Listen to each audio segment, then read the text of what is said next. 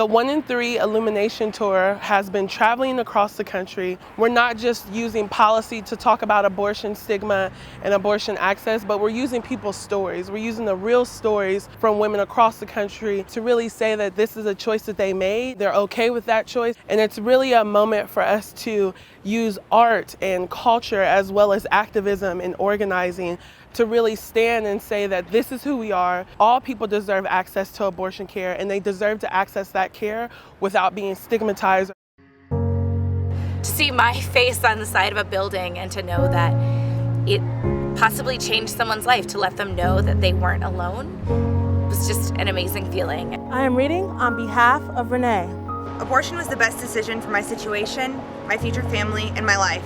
I was lucky. My independent abortion clinic was only 15 minutes away from my house. And I had a credit card to max out to pay for the procedure. I was able to schedule the appointment a few days after I made my decision. And I didn't have to endure a mandatory wait. And while I didn't tell anyone in my family about my abortion for 6 years, today they are supportive of my decision and love me no matter what. To this day, I still think about the compassionate Orthodox Jewish nurse who held my hand throughout the procedure. Since my abortion, I was able to refocus myself and work, graduate college, receive a master's degree from Cornell University, and build a career advocating for people across the nation. Every day, I am thankful for the ability to make the best decision of my life. My abortion.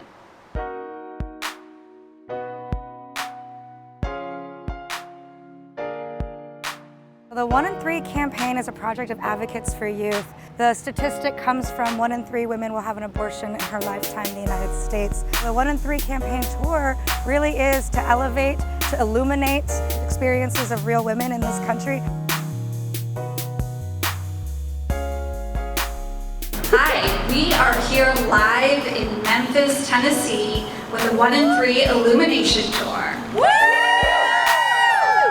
And so what we are here to do today is stand in solidarity with women in Texas and across the country, and also to share what is happening here in Tennessee. Tennessee faces some of the toughest legislation in the United States, and it is not fair and not right, and I stand with women in Tennessee.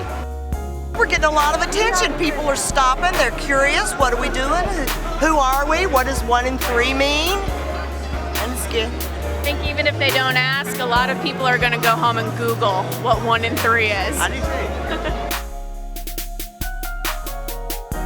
So I think it's really cool to see this type of art in Tennessee. I think it's really badass to have these letters, to be so bold on our Capitol, letting them know that we're unapologetic and we're here.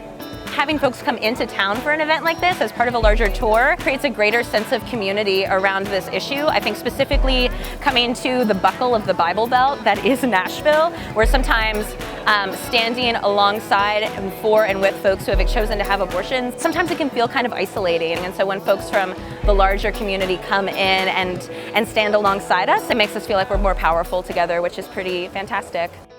I don't want the state in my uterus. And I don't say that lightly. Like the idea of being pregnant or about to be a parent and knowing that I may not be able to access abortion care when I need it, that scares me. And so I'm here for the fight.